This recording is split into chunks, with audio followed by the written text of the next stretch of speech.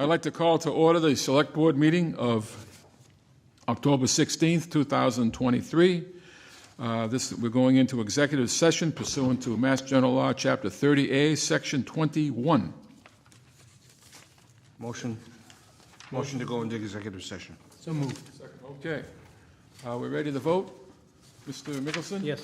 Mr. McDonald? Yes. Mrs. Brooks? Yes. Chair votes yes, 4-0. We're going to executive session and return as close to 6:30 p.m. as possible. Thank you very much.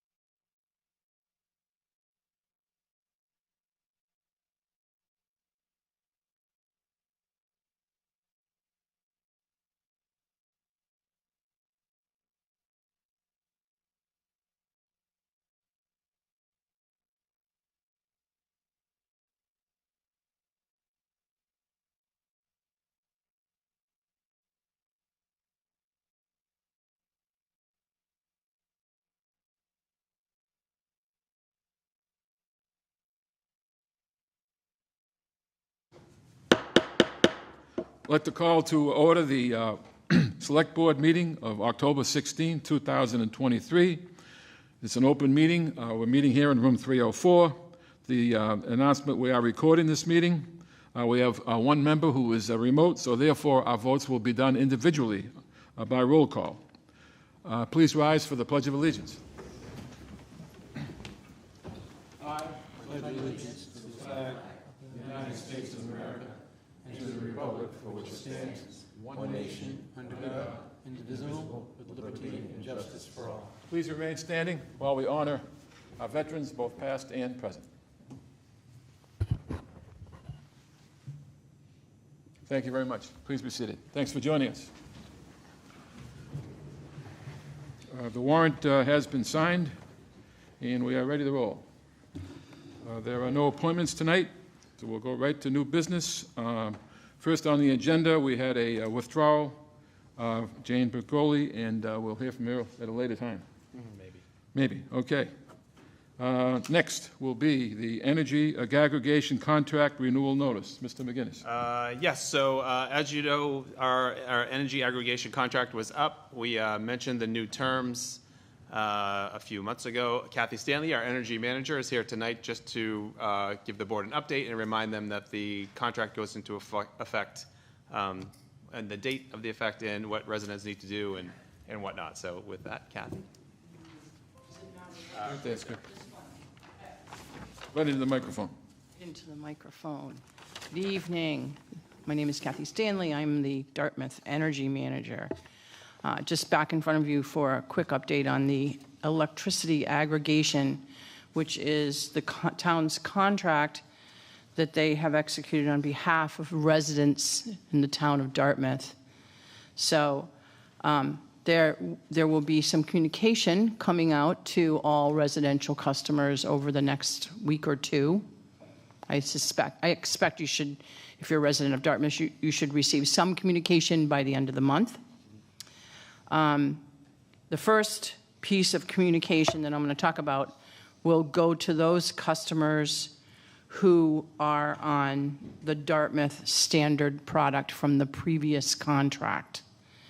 And those customers do not need to take any action if they choose to remain on the Dartmouth aggregation plan under the standard product. So currently, I think that plan is, the supply cost is 10 cents. That's going to go to 15.784 cents for our residential customers.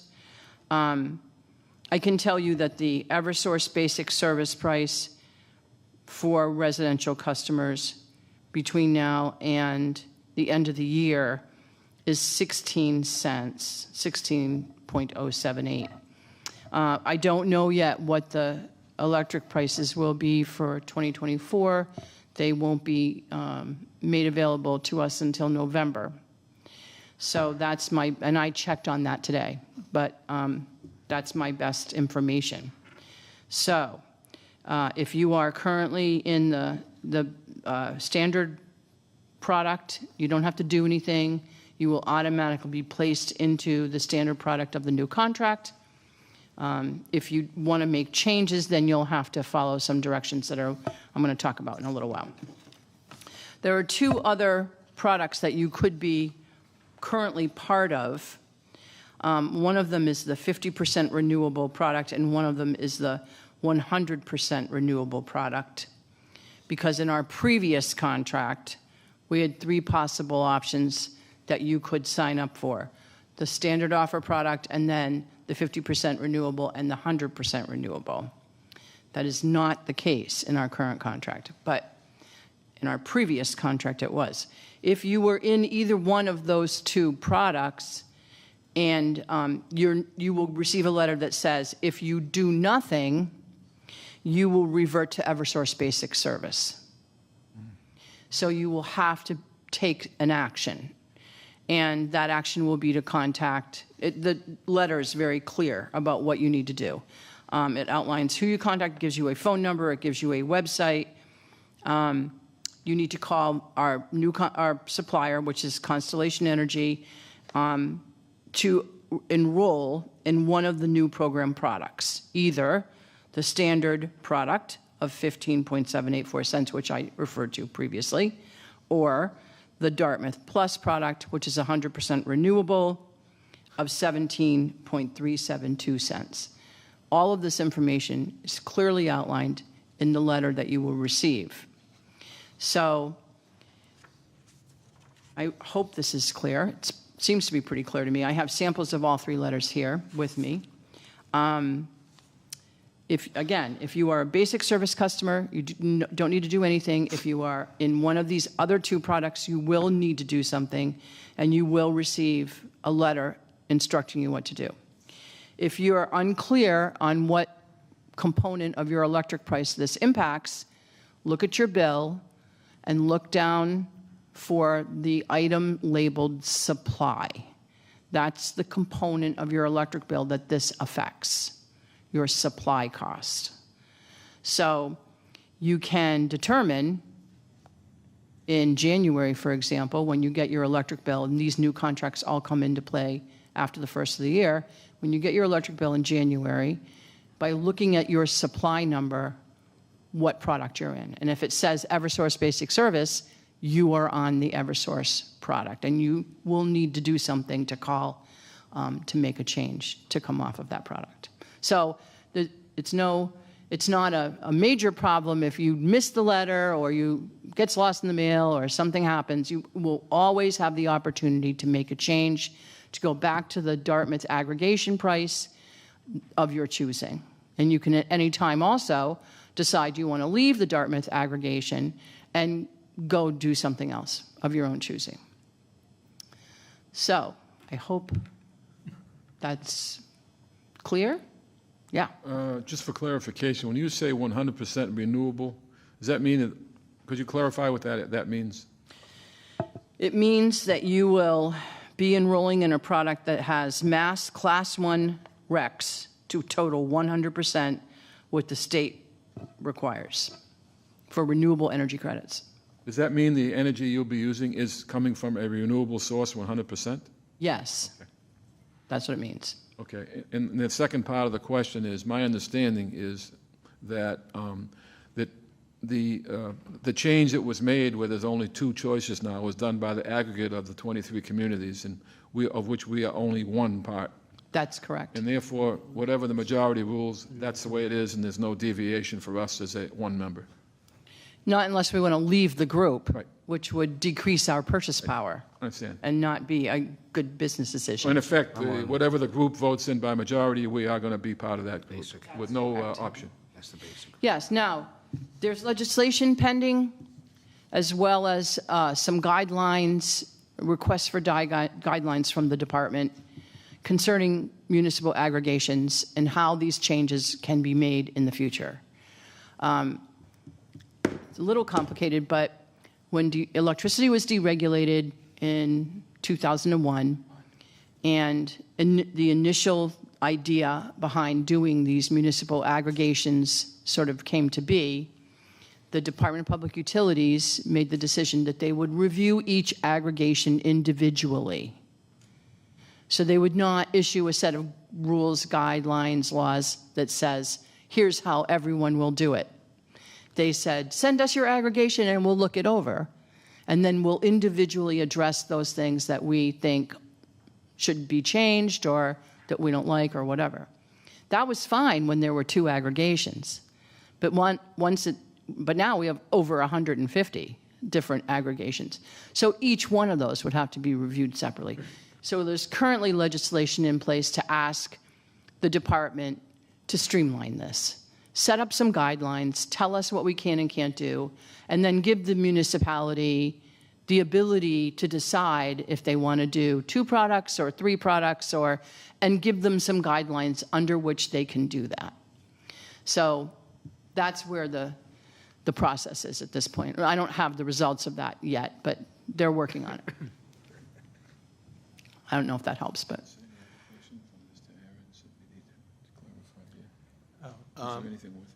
No, I think Ms. Stanley kind of mentioned the overview of the program. I think one thing to mention is the majority of the residents are on the standard plan now, so they will not have to do anything. The number of residents who are on one of the other two renewable energy plans is small, but this information is for them, more for them. Under 100 Yes. individual. So they'll have to take residents. action, and we'll try to do as much outreach as possible to let them know that they need to take action, but they'll be notified. But, the program has been very successful for the town of Dartmouth. I think since its inception, maybe in 2015, there's been $14 million in savings for the town residents over the Eversource current, if they had stuck with the Eversource rate.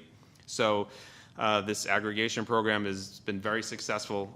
It's been a big savings for not only Dartmouth, but the 21 communities that are also Yeah, in it. So in our it's a large- aggregation. It's a large buying group. So we're just looking to maintain that, and I think it's going to be positive moving forward. And I'd be surprised if the Eversource rate after January 1st was lower than it is now, which is still Unlikely. higher than what Yeah. our rate is. So I And think we it's going to go up. can't guarantee that, but it's unlikely, just based on Historically, it has. historical numbers. Yeah.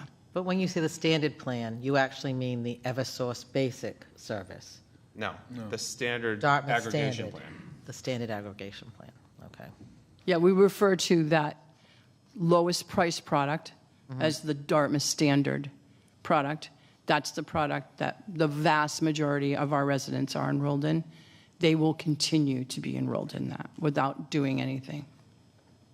Do you have any numbers that the residents that are enrolled in that standard plan? How many residents? Not in front of me, but I think it's Oh, around 10,000 yeah. is ringing true. With I only think, about 100 who are not. in the- That Very have small one of the number renewable of- energy plans. of About folks actually get involved and try and round it up to renewable. I think it's like 50. I'm just going by It's very low. my slides, but I knew it was under 100. And why would someone take that plan on? Why would somebody opt? Take on it for the 100%? Because they want to make sure their electricity is coming from 100% renewable Right, I mean, sources. It's a that's the personal reason. choice. Okay. Yeah. Anybody else? Okay, yeah, I just, not a clarification, just, I'm at home, I plug in my toaster, I'm on the 100% renewable plan. My toaster doesn't act differently because it's 100% renewable. If I go to my neighbors who's on the standard, plug in the toaster, it still works the same. That's correct.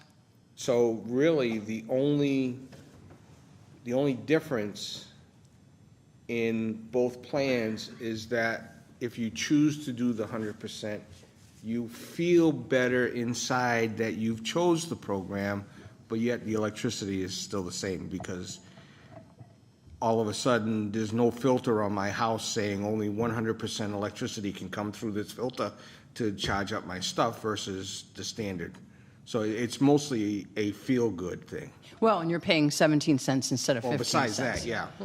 But it's still, Different. mentally, you feel good because you're doing your part. You're contributing more Right. to the renewable energy costs. I thought, okay, And it's contractual only. We do not separate the electrons. That's correct. exactly, okay. Was the reason, the 50% choice was eliminated just for simplicity, or? It had to do with the rules that were set out by the department under this issue around making each separate aggregation something they had to review. In order for us to offer that this time, we would have needed to go undergone another review by the department, and it would have been way over the time of our contract. So that, it had to do with that.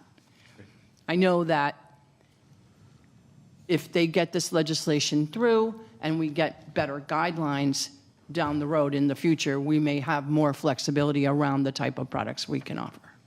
I've been told that by our consultants. Well, anytime you've come in, you've succeeded in making the complicated sound pretty understandable, Well, I think.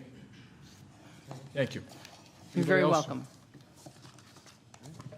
Okay. Thanks again. Thank you, Ken. Next on the list, Speaking of complicated, that's next. Greater New Bedford Regional Refuse Management District. Mr. McGinnis? Yes, we have the district here tonight to give an update on their operations. And generally, we have them in once a year to do an annual report to the board, and this is that annual report. Okay.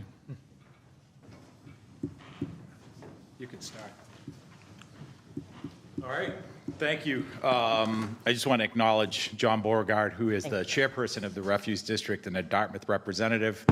We thank John for all of the time and effort and energy that he puts into his service, as well as the other two committee members that represent the town, Christine LeBlanc and Mike Gagne, who could not be here tonight. And then I also want to introduce Anthony Novelli. Anthony is the Assistant Executive Director for the Refuse District. Anthony joined the district in December of 2022, and I will be transitioning out of my role as Executive Director in early January, with Anthony assuming the role of Executive Director. We've had a nice long period together, and I am absolutely confident that the district will be in good hands with Anthony. So thank you for making the time for us tonight. I just want to walk through a little bit of the background of the Refuse District and then talk to you about where we are since we were last here, which I think was almost 2 years ago to the day. October 18th of 2021 was when we last presented our status update.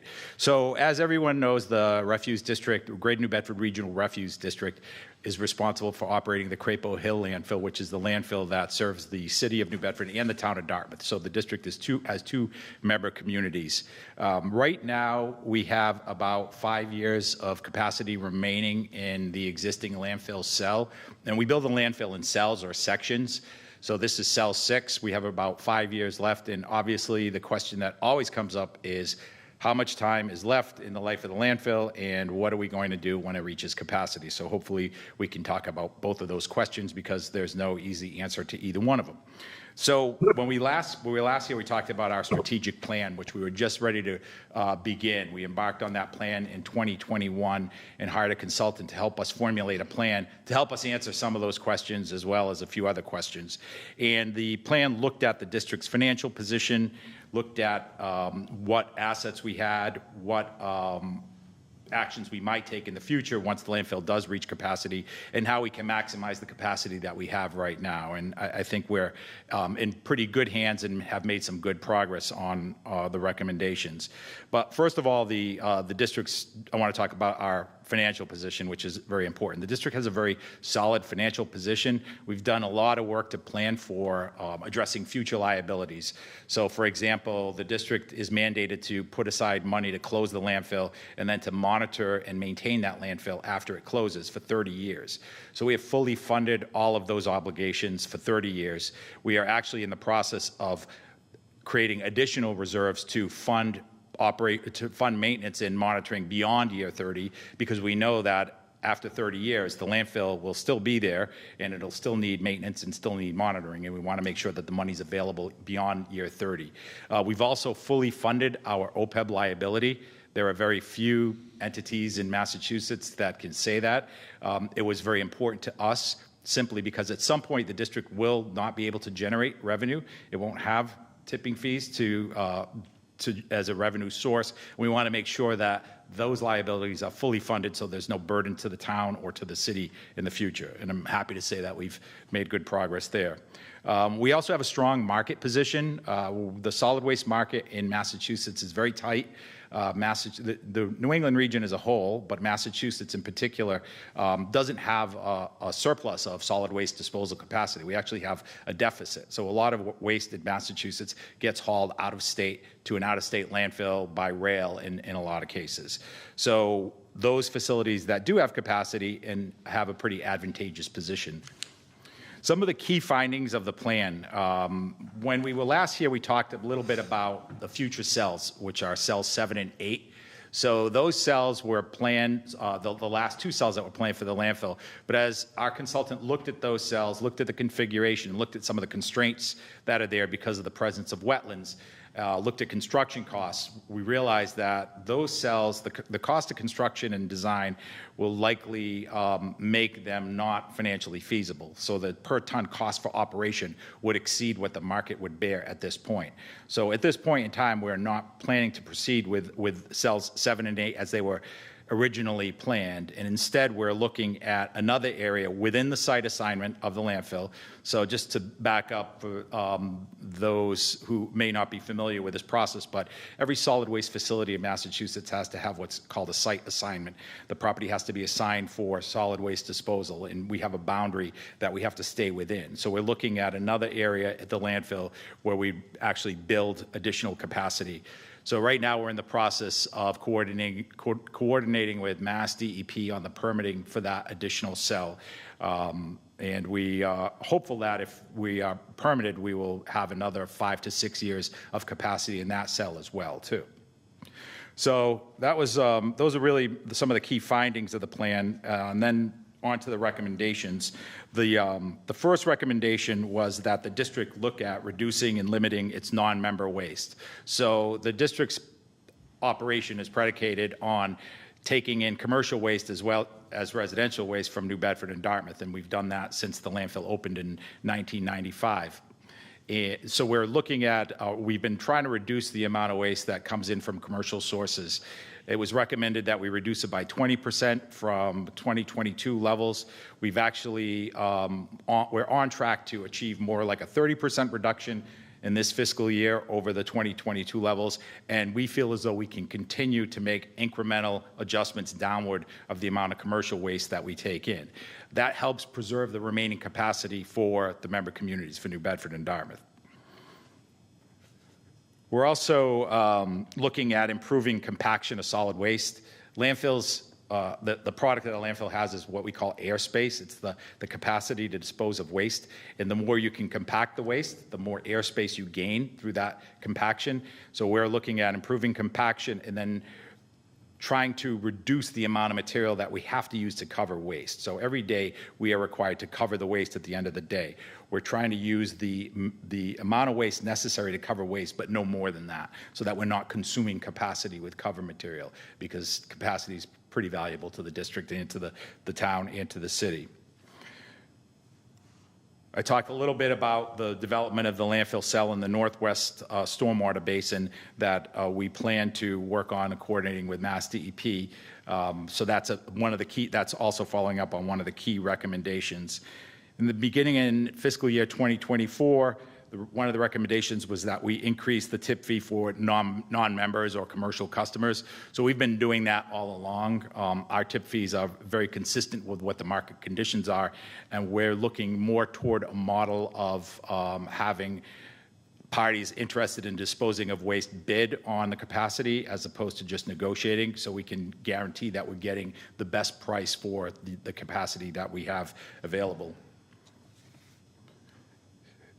One of the recommendations that speaks a little bit to the question as to what do we do when the landfill does finally reach capacity has to do with the inevitable, which is that at some point when it does reach capacity, we are going to have to send waste out of the district by rail or by truck to another disposal facility.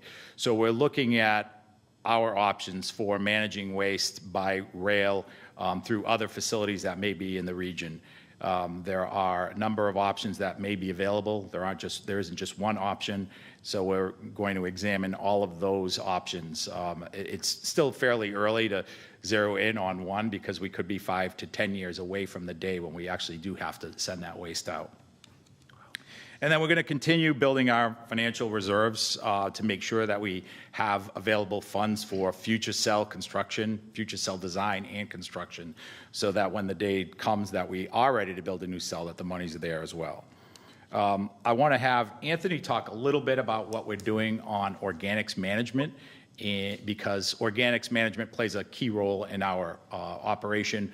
We're trying to create programs and then create demand within New Bedford and Dartmouth for residents to manage food waste. Food waste is about 20% of what people throw out in their trash every week. That's probably a conservative estimate. It could actually be more than that. So to the extent that we can divert food waste away from the landfill, we'll be in a lot better shape when it comes to preserving the capacity that we have.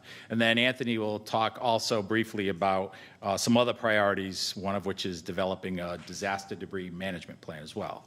So, Anthony. Sure. Thank you for having me, Anthony Novelli. Nice to meet you all.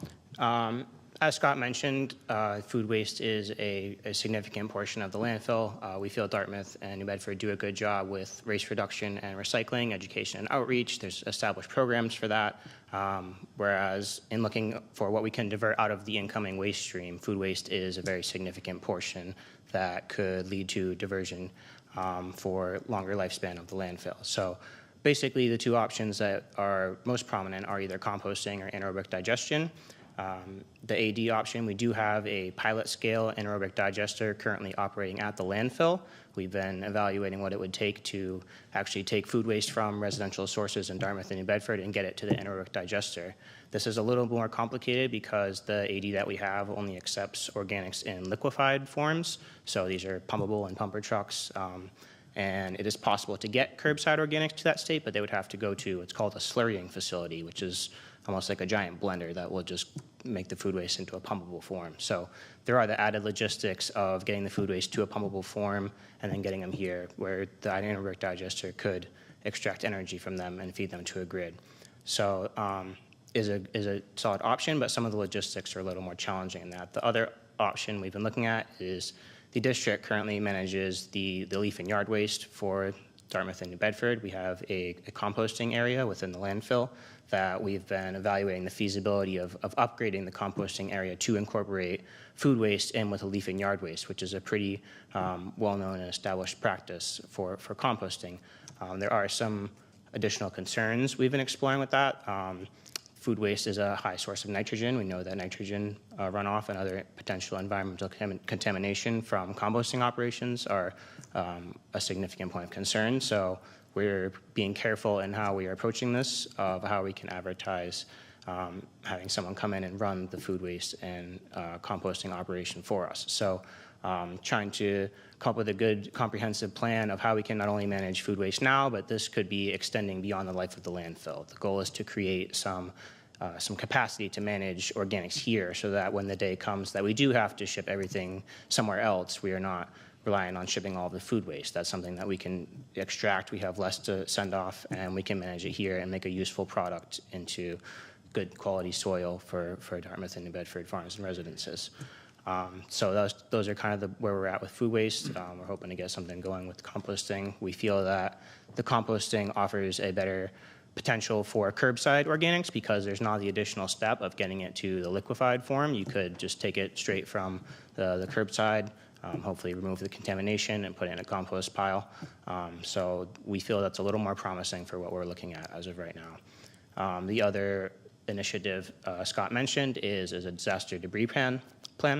As we know right now, we're kind of in a hurricane and storm season, and a topic of conversation that comes up is if the area were to get hit by a significant storm, properly being able to separate and manage the debris has a significant impact on the landfill. If everything were all commingled and expected to go to the landfill, we could easily consume a year of capacity or more in a very short time span, which is a big financial burden and operational burden to the district. So we feel that having a good disaster debris management plan where sites are identified to be able to segregate the debris, to separate the organic debris from the recyclable metals, from the construction demolition debris, from the household waste, this would be very beneficial a plan to have. And we know that Dartmouth has worked on similar plans in the past for hazard prevention, but we are interested in kind of taking that a step further and having a little more of a comprehensive plan. So we're interested to work together with the town and the city to develop more of a regional plan for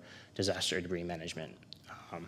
I actually lived in the Virgin Islands before this. I was there for 2 Category 5 hurricanes. I watched all of the debris pile up, and it's quite a spectacle. It takes over all the parks, all the open parking lots, fields. It happens really quickly. So having a good plan in place beforehand is a very valuable strategic plan to have in the long run.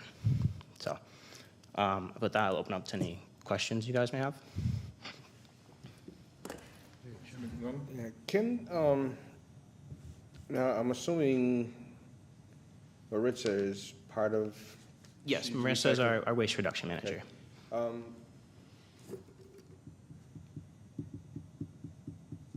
I guess anybody who goes through social media evidently comes across ads for whatever it is, but there was one ad that was kind of curious. It was a home composter unit that I guess you can put in your kitchen, and then you can throw your food waste in there, and then it would like compost it. But I'm not sure. I mean, it's intriguing because I mean I have a garden, I can use it, but you know, I think it's almost to the point where, you know, the district may have to test sample these products to see if they, you know, whether or not they can. I know they have the barrels, you know, and to use that. I mean, I have composting in my back that I just keep adding and keep adding to it. Do I turn it over? Not really. But eventually it all goes to waste. But I don't put food waste back there because I just don't want to attract the animals. Once in a while, if I have a bad, you know, tomato or something, yeah, that gets tossed, they have a treat if they don't go in the garden and eat it themselves anyway. But I'm just curious as to, because I know you've done where you've gotten the composting barrels, buying a whole bunch, and then getting it to the residents. I'm wondering if something on this, because right now composting is a great idea, but I'm having issues, and I think the whole board here is having issues with some composting facilities in the town that are just absolutely out of screwing up the nitrogen. You know, they're causing more of a problems. I would trust the district to handle a composting facility far faster than I would DEP.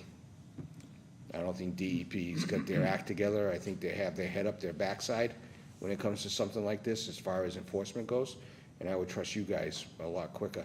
So I'm just kind of wondering, you know, maybe, you know, that's something that she can look into is, you know, a home. I'm not saying the district buy, you know, a bunch of these and then sell them to everybody, but at least maybe have them like a partnership, contacting them, partnership to find out if it's worth it, you know, for somebody like me to buy a machine to stick it at home, because the first thing is like, well, won't it smell? You know, if I'm leaving food in there for days for it could be composted, is it going to stink up my kitchen? You know, or is it going to stink up the house, period? You know, so I mean, something like that, I think. Are you talking about like in your kitchen, like the electric? Yeah. Like composters? Yeah. So I know Marissa has done some research into those, and we've trying to see what might be available through state contracts or might have been gone through procurement processes. They do seem to be developing well. Not everyone is going to opt for that option. We understand that. Not everyone is going to opt for we've been promoting backyard composting with the bins that we're selling in an effort to promote some at-home composting, but we understand that not everyone's going to participate in that as well, which is why I've been looking into developing infrastructure for a more larger scale project. And we've done this very well knowing the nitrogen concerns locally and having that as a priority of to go above and beyond what DEP is requiring of composting facilities in terms of stormwater and Because I am aware there are some communities in the state that do have food waste collection. You know, so I'm kind of curious as to how that works, especially in the summertime. You know, it's got to be a once a week thing because it surely can't be for 2 weeks. Yeah, definitely more frequently in the summertime. And Yeah. that's a point we would like to work up to. You can't quite dive into that right off the bat, but Right. that is definitely a long-term goal of the composting facility to be able to handle the residential collections. Yeah, from because I mean, the city. I can imagine, you know, I mean, sometimes going behind a garbage truck, you know, this isn't the greatest smell in the world, but going behind a composting truck, picking up a week's worth of, you know, Stuff food that's that's been been sitting sitting there in the around, sun. yeah, Yeah, it's I- got to I be get really you. ripe. Yeah. Ms. Okay. Brooks? I just wanted to say that I do have one of the composting units at my home, and it's actually in the front yard, and it's not that smelly, even in the heart of the summer, as long as you turn it over and it's not too wet. And it's very, very easy. The one thing I had to do, so I think I have the earth mover, is that what it's called? It looks like an I think upside-down earth barrel. machine, yeah. Earth machine. Yeah. Is I had to clamp the trap door that I would get my compost out of, because critters figured out how to lift it and go in. So it's the only thing I've had to do is put a clamp on that. But it's very, very easy, and it's not bad at all. I do have to add dry material because it does get wet. And now that we have like less newspaper and, I have less material, that kind of dry material, but I can put yard waste in, and it's very easy. And I've had this for a couple of years, and I would have no need for it to be picked up because it compacts enough. I'm never over full, and it's great to use in the spring when I'm getting my flower beds done. But that really came out of the education that Marissa had done in the school department. And I think that's helpful. The other thing is, I think food waste at the schools is a big thing because it just goes out. But I think we can do more with our families about what this looks like. And they offer, 2 different composting. At the school that I used to work at, we had multiple because we had gardens. So we had multiple, the rotating ones and others. So I think we just have to educate people because it's not just your site having a food waste conversation. I went on a tour of our sewer treatment plant and had a conversation about food waste because of how it gets into the stream when people are putting things down. Garbage disposal, thank you, word retrieval issues. Garbage disposal. And I was shocked to hear the concerns. I'm thinking the garbage disposal would be doing a good thing, but it's the, combination of solids and liquids that can kind of screw things up. So the compost really for both your site and that site are really home composting could really help out. That's great to hear. Thanks for sharing your story. I will mention right now with all the leaves falling, leaves are a great addition to anyone's compost piles. It is, moisture is a big component. The carbon to nitrogen ratio is a big component. I agree that education is a very important part because there is definitely a science to it. It's not just throw all your food in a bucket and expect it to turn to compost right away. There's a lot more chemistry involved than that. So I would agree with your statement that education is very important. Okay, Mr. Mixon? Yes, thank you. So reducing the limit of non-members, is there a minimum? I see you said 20%. Is that by the state rule, or can you raise that? No, so the recommendation was that we reduce the amount of waste that we take from non-members by 20% over what we were taking in FY22. It isn't a state mandate, it's just a business model that the district has for taking in waste. So our non-member waste helps provide very cost-effective disposal for the town and for the city of New Bedford. So, but basically, what we're trying to do now, since we're getting to the end of the useful life, is save the capacity for Dartmouth and New Bedford, whichever it may be. Right. And my other question was, I was at the original landfill quite a few years ago, and were we at some point creating electricity out of food waste? Of course. And yes. we still do that? So we Because I was obviously through an incredibly agreement impressed. that the district has with a third party, we lease property on the district property to a third party that combusts. I was at that grand opening, by the way. That's how I remember. Yes. Right. So we lease property to a third party that has a landfill gas to energy facility. So they combust the gas generated through the decomposition of the waste to produce electricity that is then sold back into the grid. Mm-hmm. They can produce up to 3.3 megawatts of electricity from that project. And in addition to that, they have what Anthony had referred to earlier, which is a pilot scale anaerobic digester, which takes organics such as food waste. In this case, for that project, it has to be in a pumpable form.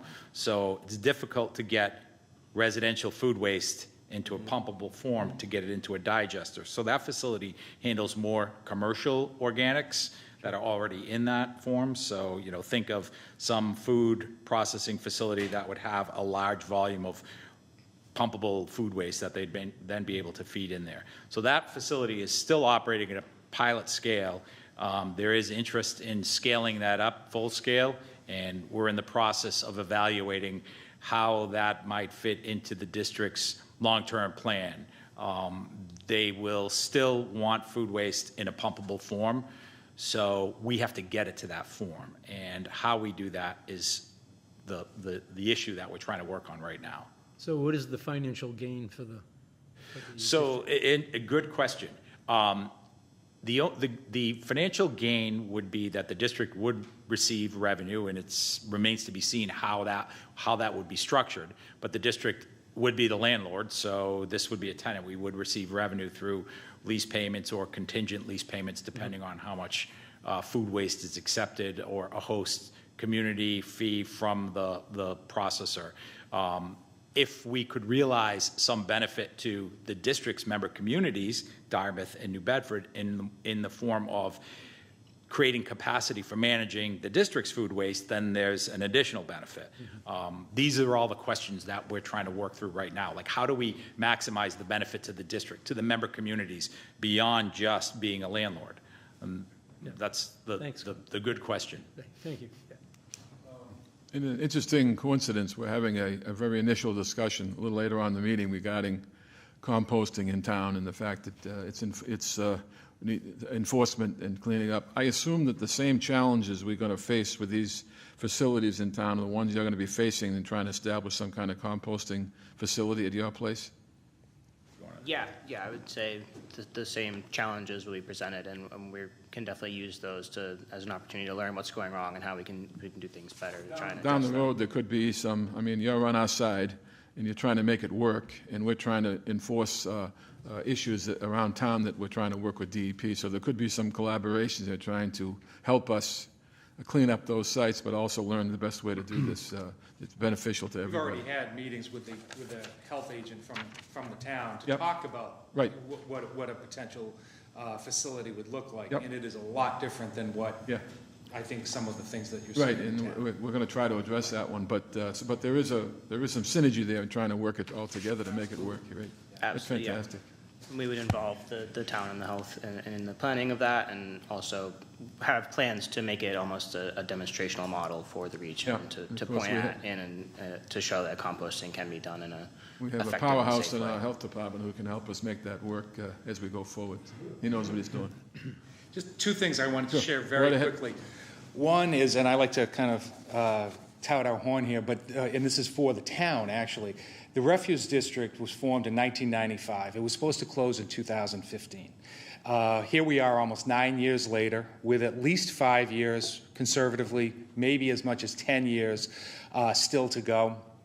And I would say that it's one of the greatest achievements that this town has entered into, a great partnership with the city. We're right now paying about $25 a ton to dispose of our trash. Someplace like Fall River is paying well over $100. So what we did, we have saved this town millions, multi-millions of dollars over the course of this, of the life of the district. So that we really should. Sometimes we get a lot of stuff, but this is one of those things that we absolutely did right. Second thing, as Scott mentioned, was I'm the Dartmouth representative, and so on behalf of the board, I did want to recognize Scott for his great work. I mean, he has been phenomenal. We stole him from New Bedford a few years ago, and we have been very lucky to have a series of very good executive directors, Scott being the latest. Anthony has some very big shoes to fill, but I want to thank Scott for all his work because he has been phenomenal. I think it's appropriate at this point in time to say that the kind of work that you, Mr. Beauregard, you've done for us, your volunteers, all our volunteers in town, this town would not operate without volunteers. That's the nature of how we do business here, and the dedicated staff we have, that we get things done because we have the kind of people that put the time and effort in to do it right way. And perfect example of what you just cited to us. So thank you so much for what you've done in all our town staff and volunteers. Great job. Thank you. Anybody? Mr. Gracie? No, I'm good. Wonderful. Great presentation. Thank you. Thank you. Good luck, Scott. Okay, next. He only thinks he's leaving. You're not going anywhere either.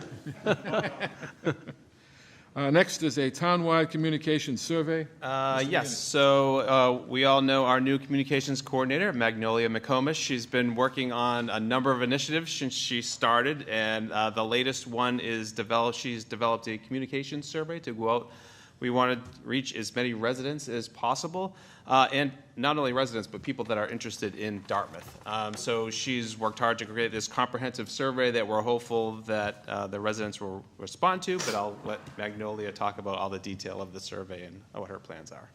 Yeah, that was a really good explanation from Sean already. So we're just looking to see what platforms people that are interested in Dartmouth, I don't want to say just residents, but anyone that wants to get news about Dartmouth, where they're at, so I can meet them there with communications, and then what they want to know about, so that way we're not giving them a bunch of boring stuff, even though it's all important, but presenting it in a way that is interesting to the community also.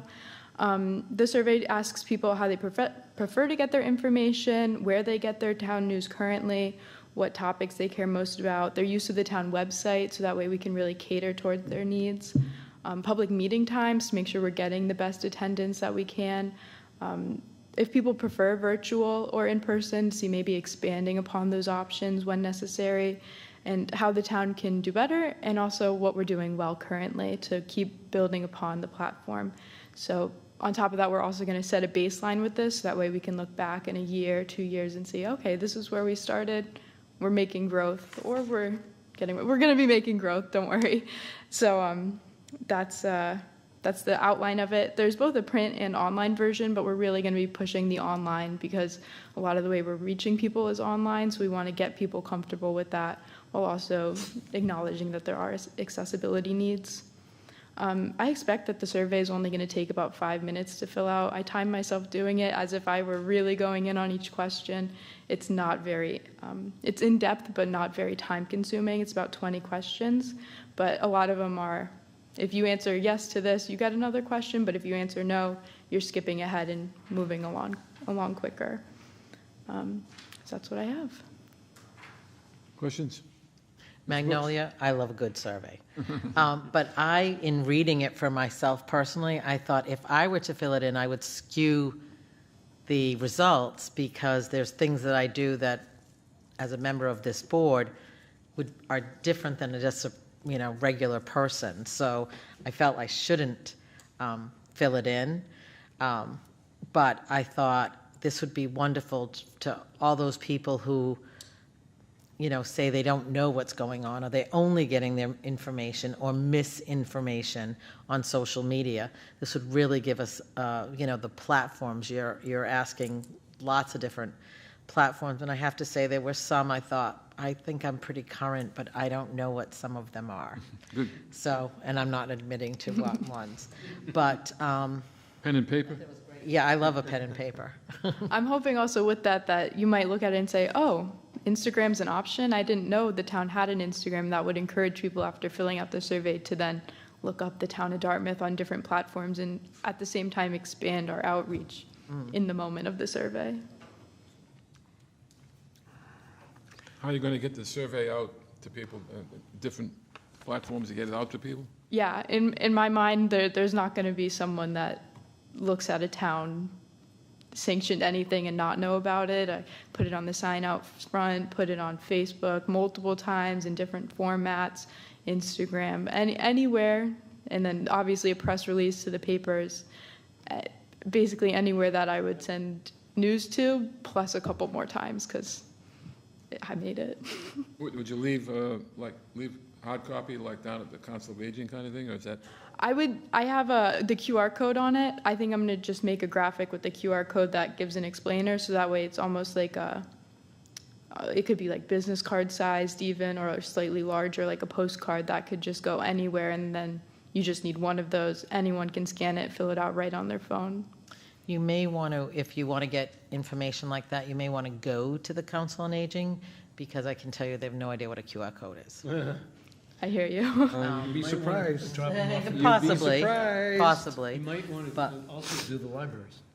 Absolutely. Any town building, I think they'll be on the list of who gets the information about this and the media package to be able to administer it to their audience. I think I'll say it, the beach sticker issue was an issue, but we ended up with a giant majority of people signed up online.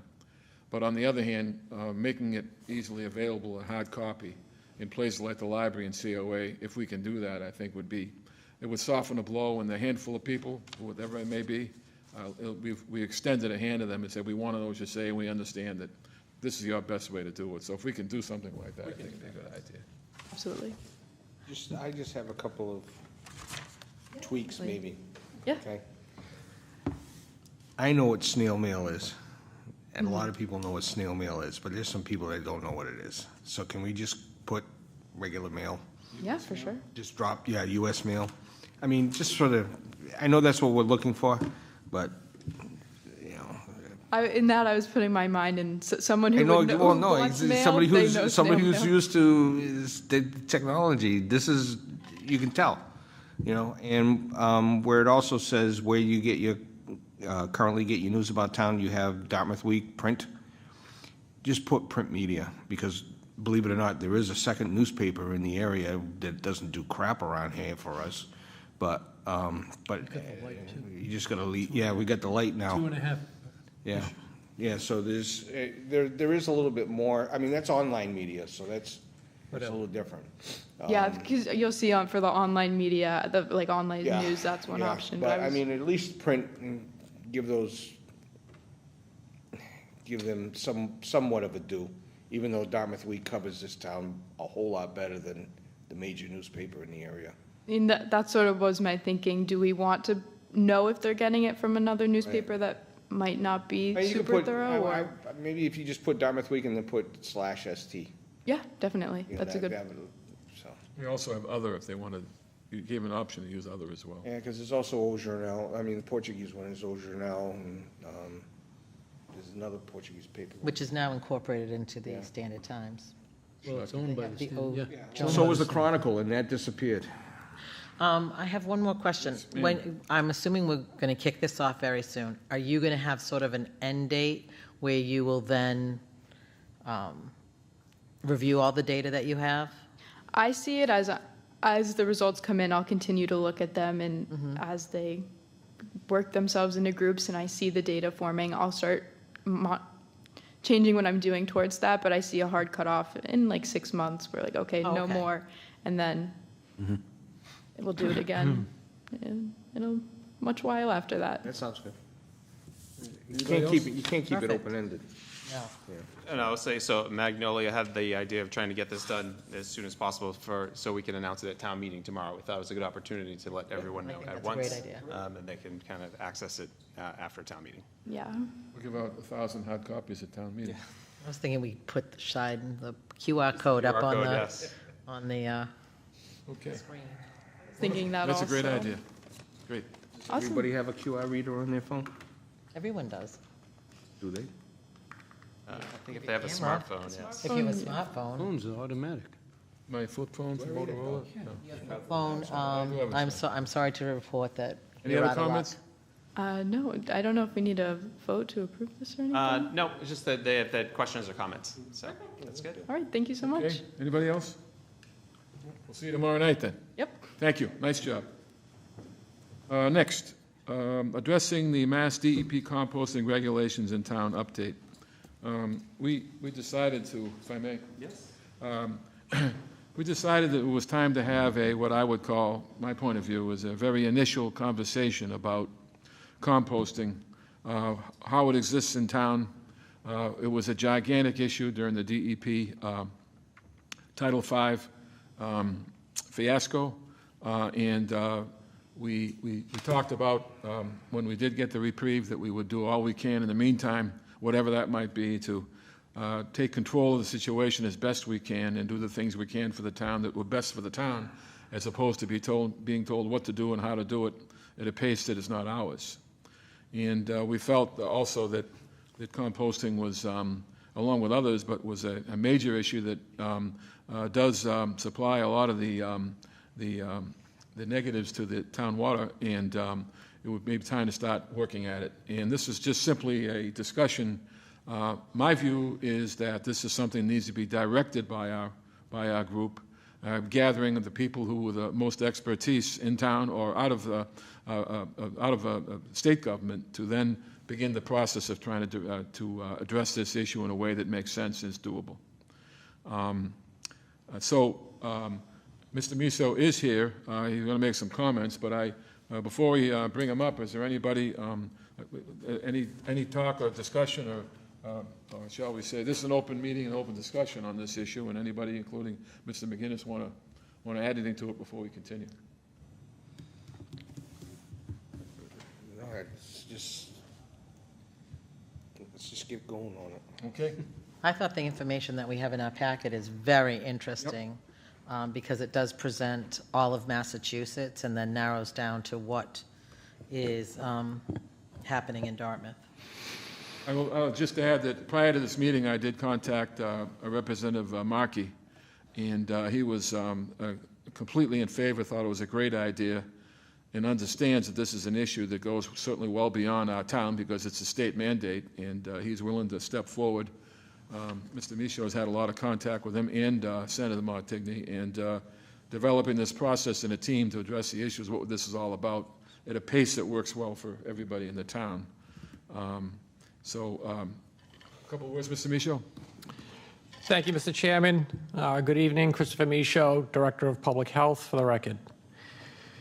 So it's nice to be here a year later and topic's a little bit different, but it's not a topic that is foreign.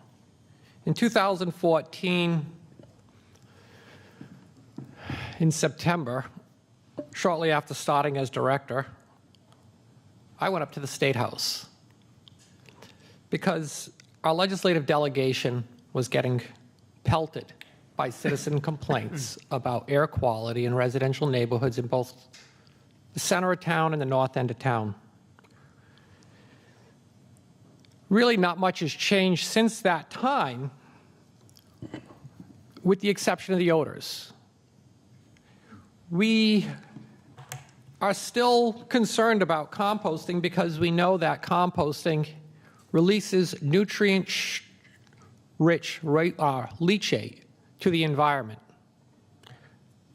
To the best of my knowledge, Dartmouth has done extensive testing above that and beyond that on the leachate characterization with nutrients beyond that of DEP. Now, last year at this time, while we were all talking about Title V, on October 27, 2022, Mass DEP, through their Solid Waste Advisory Committee, at 10 a.m. to noontime, had a meeting. One of the meeting participants asked DEP about their existing regulations and when they would be revised because of great interest. Mass DEP's response was, rather than trying to launch new draft regulations at the end of an outgoing administration, they decided it would make more sense to try to launch those at the beginning of a new administration in January. Well, fortunately, we know that they haven't launched those new regulations even as a draft. And in April of this year, I met with the acting commissioner, Gary Moran, and Millie Garcia-Serrano, Southeast Regional Director for Mass DEP. And I advised them of my knowledge of these draft regulations. I expressed my concern and caution about those regulations, that if they did not address Dartmouth's concern with the pollution that is ongoing in our environment, that essentially it would be a chapter 2 of Chris all over again. And I don't want that. It's easier to be amicable than it is to be adversarial. So, since that time, there are some things that we've been looking at and evaluating and doing. And at this point in time, I've got a few, I guess I would say, irons in the fire that I'm not prepared to talk about. But at this point, this is still very much a focus for Dartmouth. It is still very much a part of our week to week, sometimes our day to day. And the next Yes. 9 days, it'll probably consume most of my time on some of those irons in the fire that I so mentioned. So with that being said, it's been a pleasure since 2014 working sometimes on a monthly basis with our legislative delegation, both Representative Markey and Senator Montigny. I have maintained almost constant contacts with both of our delegates to Beacon Hill over the last year on this very matter. So, any attention that we can draw to this, in the few months ahead, to begin to work on it, would be great. I think it'll be a long process, but it's something that is long overdue, because the timing of my discussion here tonight at this meeting is great, because I realize the solid waste issues that we're facing here in the Commonwealth with what the district spoke about. However, in 2014, when that waste ban was created, the approximate tonnage rate was $65 a ton. So we heard tonight $100 a ton or more to get rid of trash for some communities, and we're paying much less. In 2014, it was around $65 a ton. But I know from an enforcement case that I worked on that 2013 or 14 waste ban was a gift to big business. They were paying, at most, $30 a ton. So instead of sending your food waste to Crapo Hill, you can now send it to the backwoods of Dartmouth for half the price. And they continue to enjoy below market rate fees.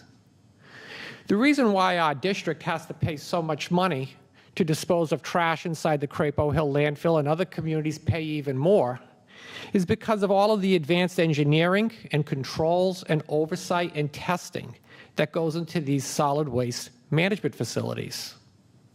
None of this exists at our composting facilities that are regulated by Mass DEP under the General Permit Program. It is a Scout's honor approach. It's infuriating, especially when we know what Mass DEP was proposing last year at this time, when we were ramrodding some horrific regulations against our residents and calling them polluters, while the same agency was looking the other way to the pollution that it was encouraging. Composting can be done right. I've done extensive analysis on other states. There's some states that take it quite seriously. And while we're talking about composting tonight, we know that type 1 sludge that can be disposed of in communities in our area has come to Dartmouth, has come to another community, which we share a watershed with, which is impaired. Also needs the same protective factors, and there are states that get it right. So I welcome the concern, the support of this board, and just, know that I've got some irons in the fire that I'm playing out, so if you get working on anything, just give me a few months, please. Comments from anybody? I would say that that working, trying to set this up so that we can do it in a time frame that works for everybody, and having a very gracious open arm from certainly from Chris Markey, that we seek out in the process. I think as a board, I particularly think it's our job as a board to direct the traffic, which would be to gather as many communities suffering from the same problem we have, and therefore be able to approach DEP with a group as opposed to just a singular community, and present it in a way that says that we need to take action, whatever that may be, and that's up to the experts as opposed to us. But to get the people together and to gather information and move forward is what I think. I think it's the responsibility of this board, but that's my view. So. I have a question just regarding this in our packet. It's sites accepting diverted food materials in Massachusetts. How do you get on this list? That's the Mass DEP list Right. of approved facilities. So you have to apply for a license with Mass DEP. That's kind of what Chris is alluding to. So there's a number of. So you apply for a license, but you don't necessarily then have governing, Well, yes, like one of the Crapo issues- Hill We don't has? have the enforcement control over some of these composting facilities, and what Mr. Michaud is saying, DEP does, and they may have been lax historically in kind of Yep. providing enforcement, and we would like to be more proactive in this enforcement, and we'd like to kind of contact DEP to see what it would take to change their policies and guidelines in order to give the towns more autonomy in reviewing these facilities. The real issue here is enforcement, and they become larger facilities with more variety of product that needs to be enforced more than ever. And you can see by the rules they have, it's pretty random as to what they do, and they maybe do a drive-by once in a while, but maybe not even that much. So it's really about enforcement as much as anything else. If you notice, we know that in Massachusetts, composting is somewhat of a dual regulated approach. We've got both MDR, Mass Department of Agricultural Resources sites, and Mass DEP sites. So it's a split program. And I've only mentioned Mass DEP tonight because MDR has worked a lot in our community. MDR has taken the most substantive actions in our community. They are not tasked by our legislature with being an environmental enforcement agent. They are an agricultural resource for the Commonwealth, and they have undertaken more substantive actions than DEP to protect our environment.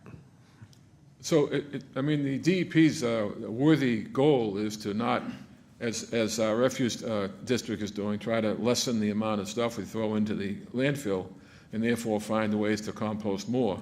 The problem is how we do it and the enforcement of it is really the issue, because it turns into something that wasn't designed to be in the first place. And these are the things you've talked about now for years in terms of what they're actually putting in there and what do we even know what's going in, because there is no enforcement to speak of. We know that in Westminster, there is an investigation going on, much like an investigation that we've seen going on by DEP. This one's in regards to forever compounds known as PFAS, PFOS. And the focus of the investigation is on composting.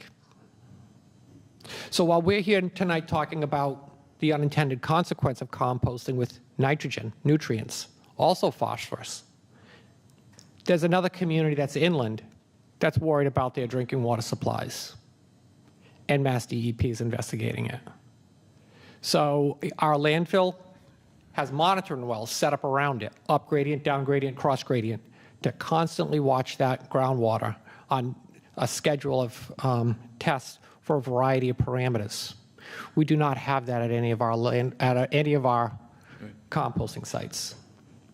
So that is just one of the many things that we could be doing, but first starting with controls to protect our environment and our public health. Anybody else? I'd like to propose that I'd be happy to step forward, if anybody else wants to join, to first meet with Chris Markey and/or it's going to start it from there and then build a consensus as to what the course of action could be and bring in Mr. Michaud at the right time based on what makes sense in his schedules, just to keep the momentum going and know that we're moving in that direction. I think it also sends a message to DEP that we're going to do what we say we do, which is take action on things that we can control ourselves as opposed to something we're being forced upon. So I'd just like to close with noting that it might seem, given how vocal I've been about composting, I don't believe that any community has the volume of waste materials coming to it that Dartmouth has had. We've certainly been able to make some gains with reducing that through our local Board of Health regulations.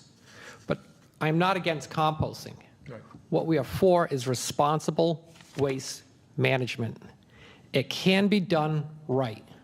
We have a small agricultural operation that just got permitted here in Dartmouth that utilized grants, engineering to protect our groundwater.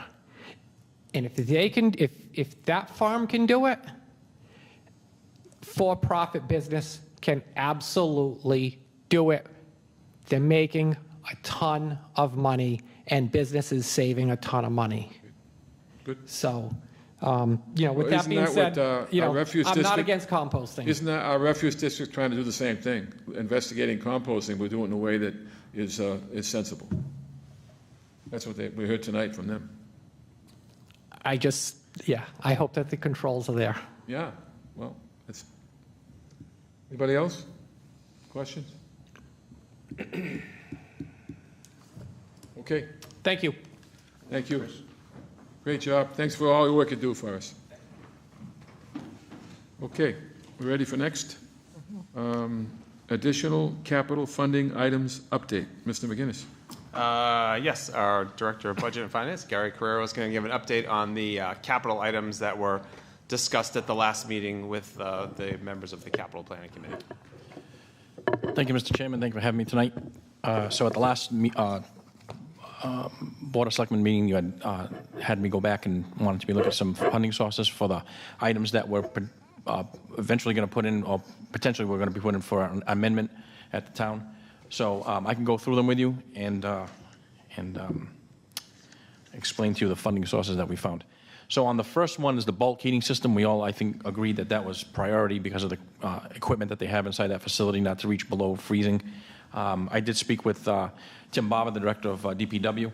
He has 2 outstanding articles that were older. I instructed him to go ahead forward with that project. He can do it with the funding sources that we have for from those articles, older articles. He's starting the procurement process with that as we speak. So he's getting that rolling, and hopefully we can have that installed before the cold weather gets here. The roof replacement, the Finance Committee met last week. They, after the conversation that I had with Jim Kiley, he mentioned that anywhere between $100,000 to $150,000 would get the ball rolling for the roof. He had people there that were looking at the area that needed immediate repair. So the Finance Committee decided, and they voted on a $125,000 transfer from the reserve fund. They didn't want to do the entire amount, as to leave additional $75,000 in that account in case we needed it through the course of the year. So that reserve fund was voted on, and Jim will start the work on that repair. That is a longer project, obviously. It's not, the 125 is not going to be a complete fix. That's a Band-Aid approach to get us potentially into the spring town meeting so that we can address it long term. The $250,000 that I think we also agreed upon was a priority for the fire system upgrade.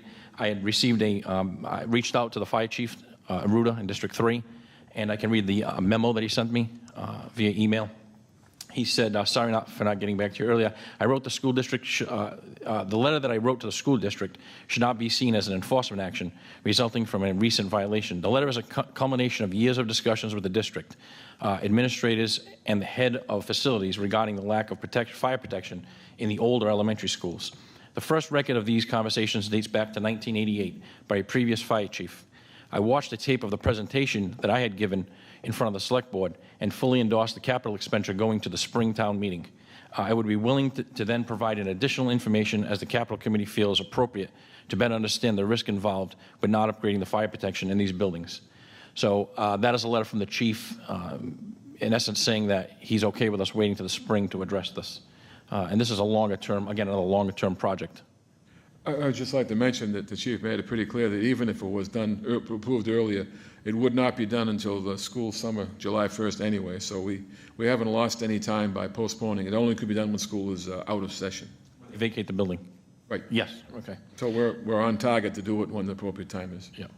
Thank you, Gary. Okay, and then the next one was $395,000. I did reach out to the Jim on both of these. This is, I won't say that this is not a priority, but in the list of all the items that we had, it wasn't probably the main priority. The fire and the roof and the heating system were the most important to be done. And what this is this is a request for the existing computer network equipment within the school buildings that are critical and have reached at the end of their useful lives. Current infrastructure has been in place since 2013 to 2015. The equipment includes 102 switches, fiber optic network, firewalls, 425 Wi-Fi access points. The redesigned network will accommodate higher speeds of transmission and improved security. The total cost of this project is $700,000. The recommendation that we would give to the CIPC in the spring would potentially to start funding either all of it or a portion of it, and have them have the school come in and talk about it, the CIPC. The next was the WPCF upgrade evaluation, and was important because this leads into the other study that needs to be done. I instructed the DPW director, Tim Barber, to go ahead and use his budget, which will in turn fall out to surplus revenue. As you're aware, both solid waste and sewer have a good amount of surplus revenue at the end of the year. I don't believe that would be an issue for them to get that moving. Also on the cab and chassis for the solid waste, $260,000. I've instructed Tim to go ahead and stop procurement on that. For the again, will come out of surplus revenue. They do typically certify over $1 million in surplus revenue each year. So I feel confident that could be done sooner than later. So he's starting the process with that. So those are the items that we had mentioned. And I did reach out to the chair, Bruce Brooks, and he said the next time we have a rainy day, he'll come in and we can talk about the process. And I do agree that we need to start earlier. We need to have the departments engaged on this. And I also have been looking at other communities that do the CIPC. And and this has been like this for a long time. We rate our priorities 1 through 10, but there's really no criteria behind that priority. In my opinion, I think we should have a 1 to 4 level priority system, where 1 being critical, 2 being, nice to have, almost nice to have, or in a 4 segment item, and have that defined to the department so that they come in and say, okay, is a fire suppression more critical than technology? Not to say that technology is not important, but what at the time is more critical. And that brings it out to the long-term capital planning, where we can do strategic planning to talk about how it affects public health, public safety, education, the budget in general. So these are ideas that I want to bring to the chair and potentially bring that off to when we meet for the FY25 budget.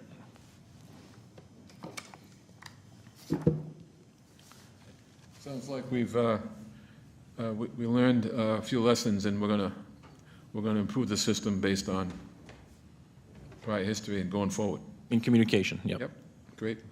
Gary, I thank you for reaching out to those departments and finding ways so that we can continue to take care of our buildings and take care of our business. So thank you. Yeah, I did reach out to Jim, and he was going to brief the school committee tonight on the $125,000, and then us, revisiting the $395 for the spring. Okay. Thank you so much. Any questions? Oh, wait, Stan. Hopefully, in the future, we're going to learn from all this, and we don't, at the last minute, have to make up for all this money. It's just, it seems to me there wasn't an awful lot of input from the various school committee, finance, select board maybe, your office. It just fell through the cracks maybe? I think when we, not just speaking this year, but in any year that we're going to develop CIPC, I think that we have to be cognizant of it, how much money we have to spend, what the future of that free cash is that we talk about. As Bruce had mentioned at the last meeting, we kind of know every year what we're going to get certified for. So we don't really need to have that number in concrete for us to start the process. And I think engaging the departments to the point where they feel like they're, again, going back to that criteria where I mentioned, what is most important to you? What is most important to the operation of that department, I think is critical. And it's rechanging the way we think about how we do CIPC. And most of the communities that I looked at, that's kind of where they are. They don't have a 10 priority list of items, because there's a lot of things that can happen within 10 items, or priority 1 through 10. It's really going to be more narrowed down. I think it's safe to say that all of us and every committee and group can take some responsibility, but the beauty is we found a solution. We're going to stick to it moving forward. Seems like to me. Thanks for putting it all together, Gary. Anybody have any questions, comments? Thanks, Gary. Thank you, Gary. Okay, thank you, Gary. Nice going. Next, Charter Review Committee appointments.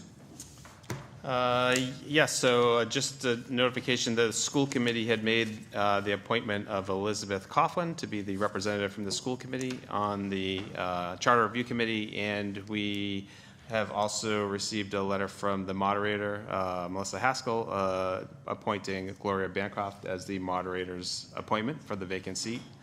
And there's one vacant seat left as the select board appointment, and I think Ms. Brooks was going to make a comment on that. Great.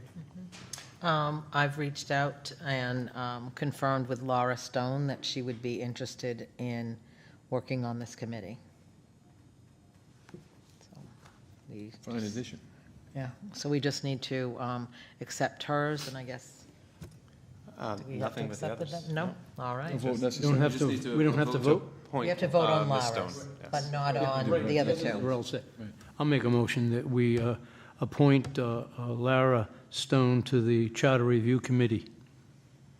Second. Any comments or questions? Let's vote. Mr. Mickelson? Yes. Mr. McDonald? Yes. Mrs. Brooks? Yes. Mr. Gracie? Yes. And chair votes yes, 5-0. Thank you, Ms. Stone, for stepping forward, and we hope to hear hopefully June town meeting, we'll get some action there. That's our goal. That's the goal. Wonderful. First meeting will be with this new configuration, with our additional folks, will be this Thursday, so we're Fantastic. no time like the present. Great. Thank you. All set? Next, home rehab program proposed changes. Yes, the Assistant Town Administrator, Chris Vitale, is going to come and present to the board on the rehab program. Good evening. Good to see you again. Thanks for having me here.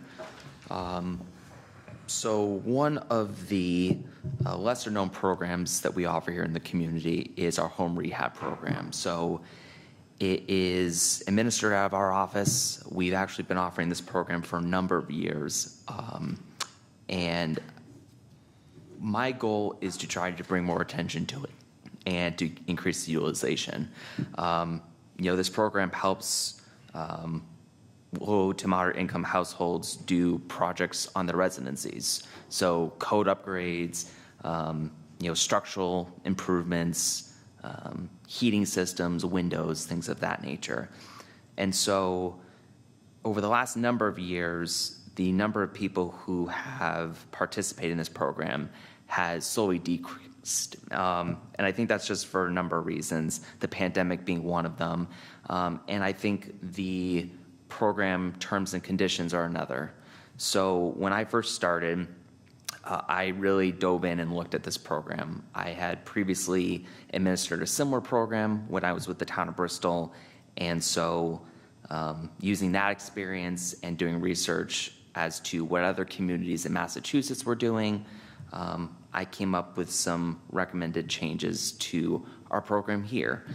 So in your packet, you have a memo that I put together with those proposed changes.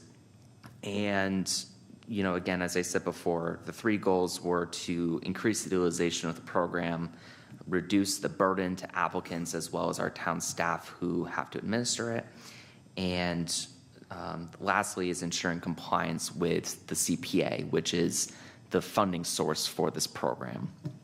So, at a very high level, we're looking to update the eligibility for the program, the funding terms and conditions, and the overall process and how we really manage these projects so that we can get applicants from that start point when they're just asking for additional information all the way through to their projects completed. So I can go into more detail about some of the recommended changes, but that's what's in front of you this evening.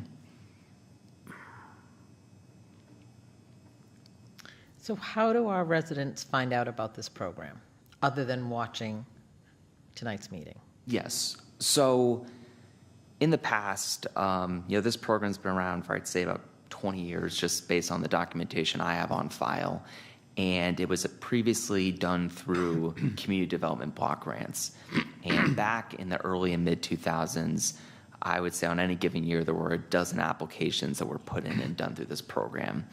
And I think as, 20 years later, it's a new generation and a new funding source. I think the word of mouth that the program previously garnered has dwindled to now we get maybe 1 or 2 prospects a year over the last couple years. And for a community of this size, I want to see more participation because I know that the need is out there. And so with that, I would work with our communications coordinator, who's already developed some correspondence to send over to the paper here this upcoming week. Obviously, there's a lot of news with the meeting tomorrow night, as well as some of the other initiatives that we have forward. So I don't want to get lost in the shuffle. So here in the next week, there'll be correspondence through the traditional print media, but we definitely want to get the word out through our different buildings and departments who deal with residents who are in need, as well as getting more of a presence through our platforms, such as our website and social media. So I think one of the big resources that come with the program documentation is a guidebook. And, when I look at it, similar to what Magnolia said earlier this evening, I try to put myself in the shoes of the people applying to say, all right, I can read this and it makes sense to me, right? I know this is for me, or no, I don't think I want to apply for this. But at least, through that guidebook, it's hopefully going to be very clear about what the process is, what documentation people would need to provide, and whether or not they're eligible. So what was the biggest issue to the residents for not applying? Because the last time I looked, we had 2 years ago, we had 1 person.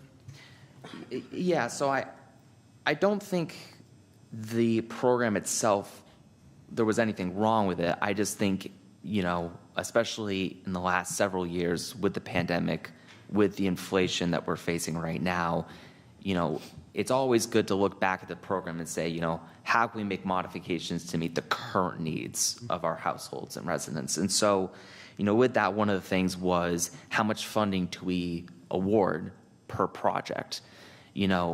Previously we awarded up to $35,000, but now cost of construction, cost of labor, $35,000 doesn't nearly go as far when you consider that this program, we have to address all code issues in a residence. So that's up to $50,000 that is being proposed under the new program outline. And, I didn't pull the $50,000 out of a hat.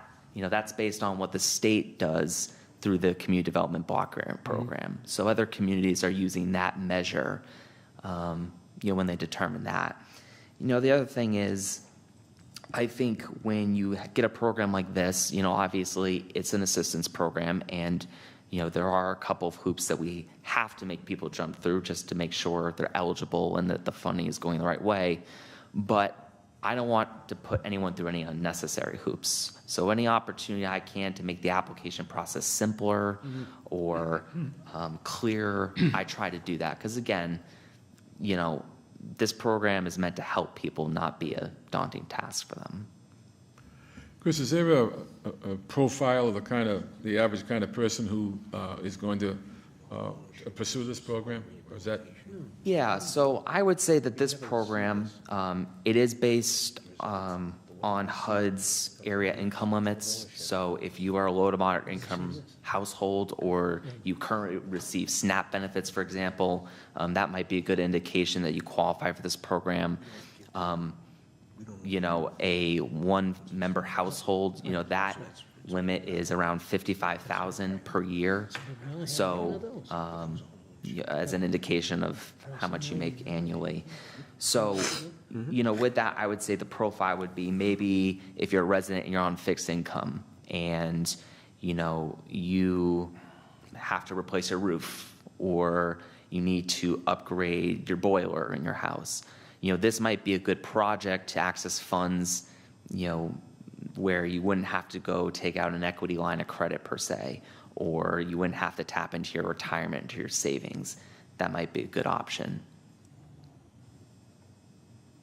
And I think even a better option, Chris, would be for you to sit down with Amy and Angela down over at the COA and letting them know that this program exists, because I'm almost positive there's got to be at least one or two people who frequent that building who could benefit from this. Certainly. So, I mean, that's, if you're looking for a focus group, it's right there, right down on Rogers Street. You know, the Senior Citizen Center, you know, for, I guess they don't call it the Senior Center anymore. It's No, for Maria active Connor, for living. active people. Yeah. I think Heidi is correct. I mean, finding these people and communicating to them is the key to the plan. Do we have a goal as to how many, is there dollars involved or in a number of people you'd like to find? So, as of now, I don't have a target number, but I would say, based on my experience when I was in the town of Bristol, they receive 5 to 7 applications per year. Okay. So now I would say we're proportionally about 33% Right. larger of a community. Yep. So if I were just to kind of project, I'd want to be closer to 10, right. 10 applications. And I would say that would coincide with what we've previously received, in the early 2000s. So, Right. that number, I would say based on, our population, that I don't think is out of reach. But what I would also say to that is, with regards to, our Council on Aging and Amy and the team over there, is my hope is that this program is something that people share word of mouth, and that it is a resource, because it really is. It's for the community. It's to benefit them. So hopefully through these changes, it'll be an improvement and more people take advantage and share that. I've been impressed with the programs that the new library director's been having, of tremendous variety in both locations, and it seems they bring in a very diverse crowd there, and it may be something to coordinate use of those buildings and bring people in and talk to them, because I think you'd reach them that way too. I think it's a chore to find these people. Yeah. I mean, and a worthy goal of 10 would be fantastic to get that going. No, excellent suggestion. Yeah. Well, I think first of all, you're on the right foot, because I'll be honest with you, I'm seriously trying to go back into the reaches of my mind to see whether or not this was ever brought up in a meeting before, and to be honest with you, I can't recall. So we're talking now of almost 13 years and this is the first time I've kind of heard of this program. Maybe I heard it and I wasn't paying attention, or it was something else, but it's the first time I'm hearing of this. So already it's made note. I also think that, I've said, I could title this to myself, say it, but I think the use of video, whether it be through DCTV or through the high school staff there, I think that we repeat so many programs on DCTV, even at a high school station, maybe something new and fresh, or a 3 or 4 minute interview to say what it is. Maybe you find 1 or 2 people out of that as well. And I think we have the technology and the people who do a fantastic job on a short and quick video that would inform people what's going on. Absolutely. And I would say that I mentioned it in my memo, but I did go to the CPC to solicit their feedback, and they are definitely on board with getting more participation for the program. And really any time, and what we've been doing as of late is, when our funds do get depleted, we go and we seek additional funding. So hopefully as this ramps up, we can anticipate that need, and we can have those funds on hand to just... On the one hand, 10's not a lot of people, and it's spending a lot of time on 10 seems like it's, is it a good efficient use of time? But on the other hand, it's a fantastic tool to give to people that's out there that the money's waiting to be delivered to people who can use it. Great. We need to vote on the changes? Yes. Yes. Motion to approve. Second. Any discussion, comments? Let's vote. Mr. Mickelson? Yes. Mr. McDonald? Mrs. Brooks? Yes. Mr. Gracie? Yes. Chair votes yes, 5-0. Great job, Chris. Thank you. We're moving on to the fuel assistance. Okay. Stay right Fuel there. assistance program update. Yes. So backed by popular demand, we are planning to launch our local fuel assistance program again this year. Last year, there was an overwhelming response to the application, the process. I think I saw somewhere, 251 applications. So we opened the program in September of last year, and it closed in the early winter. This year, taking a little bit of a different approach, just again, to get those fundings, get that money out the door before it really starts getting cold. So I'm hoping to open up the application this week on the 18th. Again, I'm going to be working with Magnolia on pushing that communication out. I know we've already received calls every day from our office on this, and when is it going to be, when is an announcement be made? Well, the announcement's today. It's going to be open here this Wednesday. The application is going to be through OpenGov again this year. It's a very quick process. I'd say less than 10 minutes to apply. The only things that you need to attach with your application is your heating bill, your most recent one, as well as government issued ID, just so we can verify residency. But with that, when we review it, we're going to offer financial assistance up to $300, and we're going to start reviewing applications the first week in November. So, if you don't submit an application, you forget to on Wednesday, don't panic. You have 2 weeks before we're going to start looking at applications. And our goal upon the initial review is to address immediate needs. So are you past due? Is your utilities off? Now they have to turn them on for the winter months, but are you going into the season delinquent? We want to try and address that. Or do you have any other express need? We'll really try to identify those as part of that first review. And then again, this program really targets those households that are considered low to moderate income. So hoping for another successful program this year. Come to the town hall for application? Or is So- the whole entire process online? So the process is online. However, Matt Over from the Council on Aging again this year is going to be helping residents fill out those applications. He helped a number of residents. I sat with him last week and talked to him, and him and I have been going back and forth on email just about logistics, but we will have staff to help if you have any issue filling out online or just choose not to. And put it out on the sign. Sean, we should have on the sign. Yes. Do you have a goal and a cap on this program? So funding is limited. So it really depends, and I guess just based on the criteria of the program, I would say at most we have around 50 different applications that we can fund. That's dependent on need and really where you fall on the income bracket. So I think just to manage expectations as well, as part of that first review, as soon as we have expended all of the funds, we're going to close the program just so that people aren't applying and waiting. We want to just, again, get that funding out the door as quick as possible. No vote on this? No change? I used to vote too. We do a vote on this one, that's good. I just, will folks be given an opportunity to apply to PACE as well? Yes, PACE. so they can do this in tandem. Now, what we will do is if after review we don't have funding, but we think you may qualify for PACE, we'll also, with our update, we'll say, hey, although we couldn't fund your application, you may qualify for PACE. Here's their contact information. So we will give them direction if we do determine eligibility for them. And I noticed when you have in here, which is great, that Matt Brule, who is the Veteran Service Agent, is going to be the contact down at the council to look at this program, and he may actually come up with some names for the other program as well when he talks to some veterans or elderly. Two Matts, but Are both going to do it? they both help. Ah, great, okay. Yes? How many people were serviced last year? Do you remember? Same amount, I believe. It was just under 50. Okay, and that was because of the funding? Funding, yes. So this is a grant-funded program. It's a grant-funded program. Yes.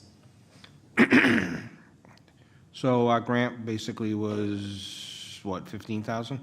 So we received, the last fiscal year, we received 20,000. 20,000. So it was 10 and 10. Now, I think we tried to split it up evenly over the 2-year period so that we could offer the same level of assistance both years.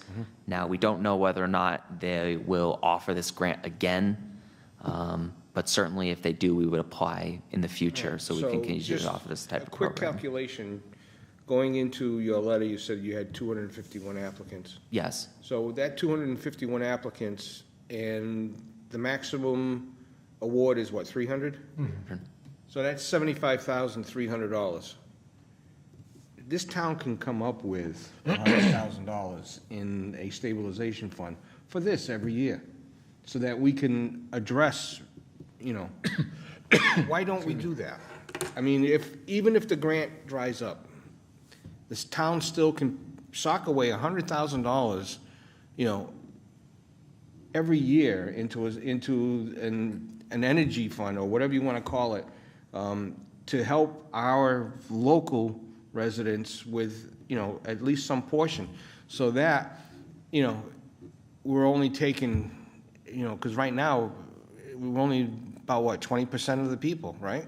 Well, yeah, about 20% of the people. So somebody else is out there that could use it, that's not getting it. I'm just wondering if we should just do it on our own. I mean, we can look to certainly budget something like that for FY '25. I would really, I think that's something that we can do. I mean, Chris has got the program down. He can take a look at it. We can tweak it a little bit more to have it more based upon income eligibility, and do it on our own. I mean, if it's, and maybe even Well, why couldn't raise it we, even more, why couldn't we do both? Yeah. The grant first, when we use it all up, we'll have some funds Yeah. to help other people. It won't be dried out, and we won't say, we can't help you now. Plus, you can also, I mean, $300 for, that's basically 1 month, electricity and gas. Well, it depends on who it is, but if you're doing it by oil heat, that's gone. if I may make a suggestion, I guess a couple things was, one is, I think part of the reason why we received the number of applications that we did was because of how long that program was open. Now, I know Cody had left already, but I know that one of the things he would have done is probably come and given a presentation on the program from this past year. So I think if this board were to continue this conversation further and potentially talk about funding in FY '25, I'm certainly happy to come back and give you the results of this year's program, because there are a number of questions that we ask as part of the application. So, the demographic of the household, do you have past need? And maybe the information from that data can help guide the conversation as to, what's the need, and, we'll get a little more insight, I suppose, for each of those individual household stories. And Yeah, because, I mean, 100,000 of us is basically, what, 0.0001% of our budget? Something like that? Plus, So- you look at the residents who have, paid their taxes and paid the town over the years, and now we can give back to them. That would be wonderful. And Out on their luck. Yeah, and I don't think anybody in this town would ever, find a ill will, would be ill will towards this program to help somebody who needs it, So it could be them, it could be their neighbor, it could be their grandmother, it could be somebody. So I think, I like to pursue this further. I mean, if it's just simple, start off with 100,000. Let's see what we can do. Okay, we'll wait to get the feedback from you, Chris. thank you. And We need to vote on this program. Yes. Yeah, I'll make a motion that we approve the program as presented. I'll second it. Discussion, questions? Let's vote. Mr. Mickelson? Yes. Mr. McDonald? Yes. Mrs. Brooks? Yes. Mr. Gracie? Yes. Chair votes yes, 5-0. Great presentation, Thank you. Chris. Have a good night. Thank you. Thank you. Next on the list is the Acting Administrator of Assessing, MOA. Yes, so as you know, we've been without an official assessor in town since the retirement of the previous assessor. We've been working on developing an internal staff member, Jessica Pacheco. She's taking probably half of the classes to get certified. She's well on her way.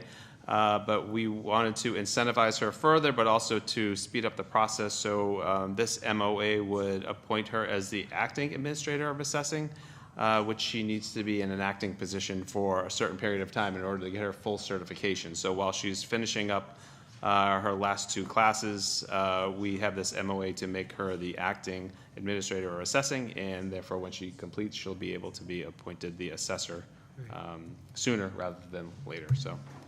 And hopefully this incentivizes her, but it also helps to develop internal staff that are choosing to do more and providing support to the town. So, Motion to approve. Second.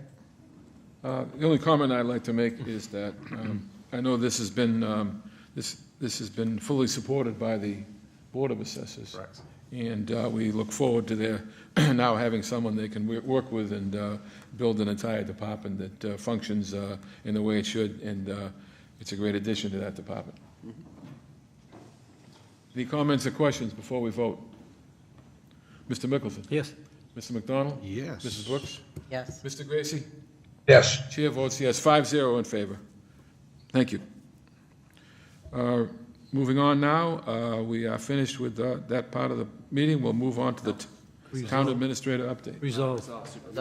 Oh, I checked it off. I thought I did it already. Okay. Quick. Well, I'll be quick. I'm sorry for that. My apologies. Resolve Superfund site tour notification. This is just a notification we received from the EPA that they'll be having a community open house at the Resolve Superfund site.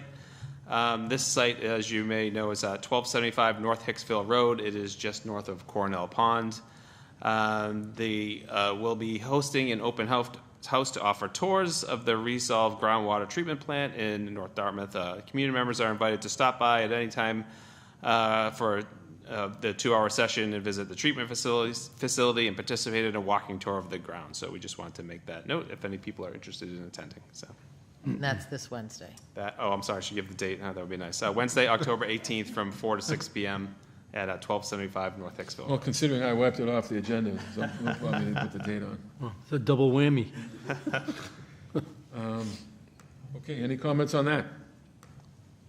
Okay, now we can move on to the town administrator update. Yes, so as we all know, but want to remind people, tomorrow night is the fall annual town meeting at the Dartmouth High School, starting at 7 p.m. To also, as a note, the school committee is meeting tonight, and they're reviewing the FY25 preliminary budget. So we're hopeful to get a number that Gary and I can start to work with to start to develop the budget for FY25. So we're looking forward to that. It's worth mentioning that I think they've gone beyond the call of duty to get that done as soon as they could. Yes, Tough job. It is. We need it more than ever early so we can plan, so Yes. thank you, Mr. Colley and the whole staff over there. Yes. So it'll be helpful to get any type of number as soon as possible so we can plan for the future. That'll be great. We've been continuing to work with our internal team to deal with the migrant sheltering plan that the state has implemented in Dartmouth. We have weekly updates, weekly meetings to update the staff, charitable organizations, and social service agencies to coordinate support with the state and what the state is doing. So we continue to do that, and we'll update the board on any new news that needs to be passed along to the board and the public. The Dartmouth Community Services Outreach Team has met, and just they met today, but just to go over some of the services they're offering to the community. As of this year, they've provided services to 65 unhoused individuals since February. So they're out there working hard to reach the community members in Dartmouth that are in the most need and provide them services or connect them with services. They've recently updated their street sheet informational flyer that they give out to people in need, and they'll be here in November to present to the select board to give an update on what they've accomplished so far. So it's a great group, and having this group in place for over a year has been very helpful, especially as we start to address this migrant sheltering crisis.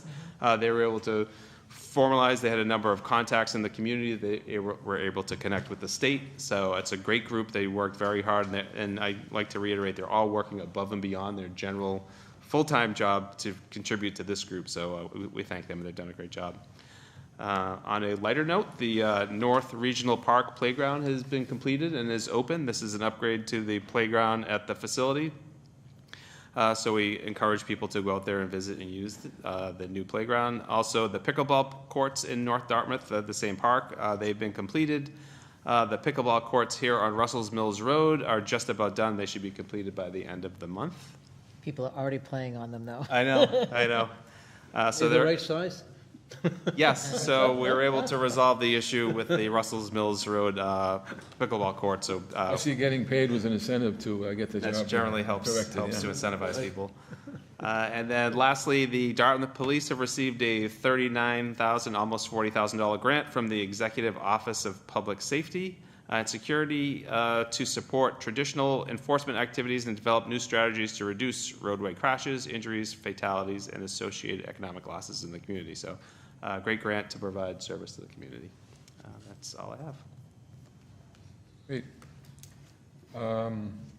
Old business, Let's see. Liz Corner? West Corner, no new updates. Sorry, pulling it up Lake here. Nokichoke? Lake Nokichoke, no new updates on anything. Lake Nokichoke, the municipal broadband, no new updates, or same with Mass DEP Title V. Okay. We have minutes to approve from September 11, 2023. Motion to approve. Second. Any comments, corrections, or questions on the minutes? Let's vote. Mr. Mickelson? Yes. Mr. McDonald? Yes. Mrs. Brooks? Yes. Mr. Gracie? Yes. Chair votes yes. Minutes are approved. Any members have some comments or updates they'd like to present?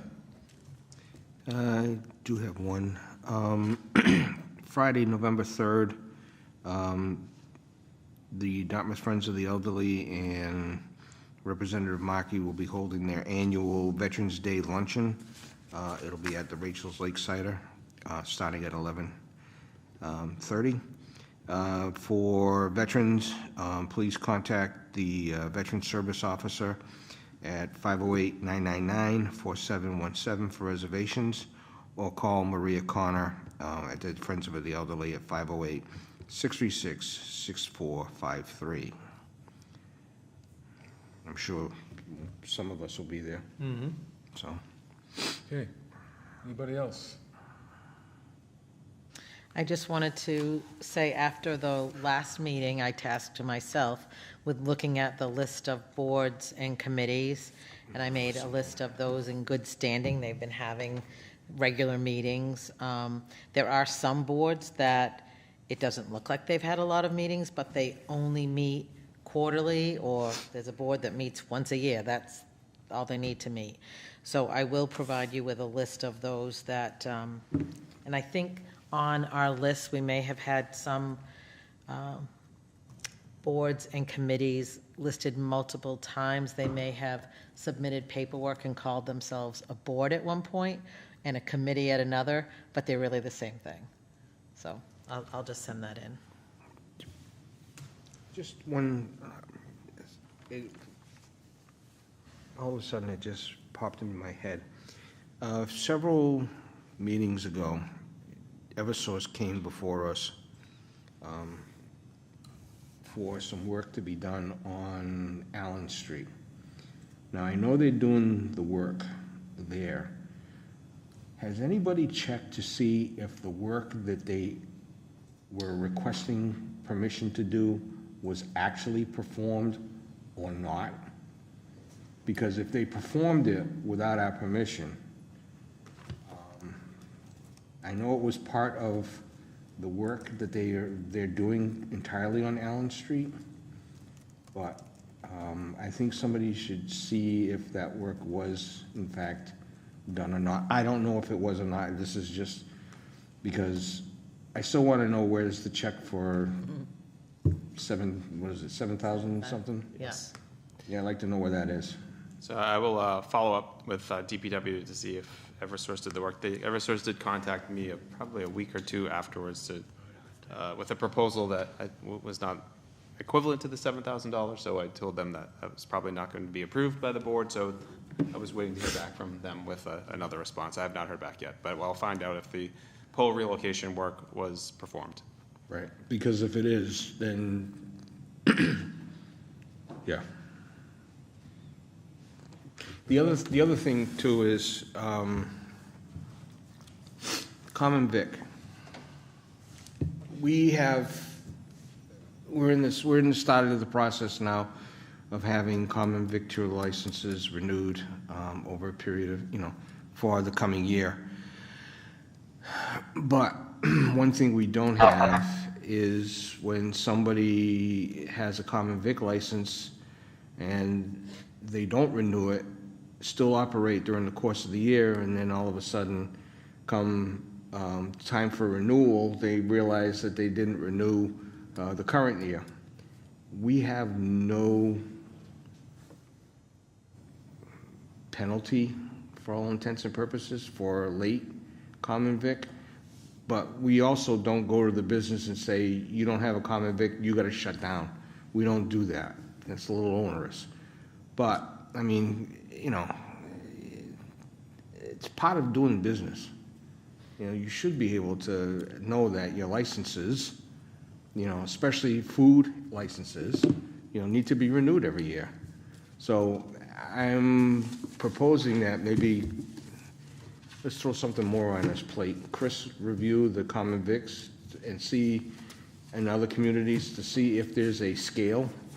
Funny you should bring this up, because this Thank came you. up a couple of years ago, and I did some research, and I have about assigning a late fee or a fee for not registering, and I can present that information again. At the time, the board wasn't in favor of doing that, but if the board wants to Yeah, revisit it, at this I have the point in time, I mean, it doesn't happen to that many, but there's one or two that are just, I mean, I just approved the common vic that, in October. The guy ran 9 months without it. I mean, I know if the Board of Health had any of their permits, not pulled on time, they would tell the, hey, look, you need this because, whatever permit the Board of Health has, but, yeah, we gotta do the same thing. There's gotta be consequences to just lazy bookkeeping. Anybody else a comment? I do have a question along those same lines. I recently saw a business that was advertising that when they open, they will have a full bar. Now, it's a new business that has, so it's not taking over an old business. And we don't have liquor licenses to hand out. For a restaurant, yes, we have unlimited. For a liquor store, Not a restaurant. Over-the-counter retail. Not a liquor store. we do for bars and restaurants. The town has unlimited liquor licenses that they can issue for Package stores and you things have like to have that, a no, beer but beer or wine. we've had it for quite a while. Place. They, How about that?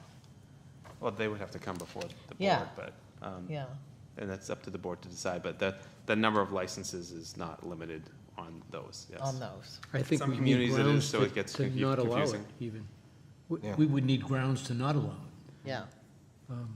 We've, many things that could happen, but Yeah, because I mean, I can think of right now 2 businesses that are no longer serving alcohol that new businesses are going in and will be serving. So that's the Korean Hot Pot. Yeah. Taking over Zuma's licenses. And then you have Rico's, yeah, which is taking over the old Buster's. yeah. Oh, something's So, moving in there. Yeah, it's Yeah. a pizza joint. Oh, Another pizza joint. Artisan pizza. Yes, There's not that many of them exactly, around. fancy pizza. Yeah, fancy Okay. pizza. So, $1 more a slice. Mr. Gracie, any comments? Nope. I'd just like to, my comment springboards off what Mrs. Brooks brought up recently about the boards and committees meeting, and the amount of, we've said it many times, but it's worth repeating, the amount of volunteers required to run this government. We're a big town with a small government structure, and we demand lots of time and effort by volunteers, certainly starting with this board and others. And the job we do to get the job done is, from my personal point of view, and it's gratitude that the work we do, try to get it done, working with our staff, which is a great staff in Town Hall, and We got a lot going on in town. We have some major efforts going forward. It's going to require that much more effort by volunteers, and it's much appreciated. And the way to get things done and make this government work is by the quality and work of our volunteers. Thank you very much. Mr. Chairman, Yes. motion to adjourn. Second. Any comments? Let's vote. Yes. Mr. Mickelson? Mr. McDonald? Yes. Mrs. Brooks? Yes. Mr. Gracie? Yes. Chair votes yes. This meeting is adjourned. Thank you very much. See you all tomorrow night, town meeting. Yep.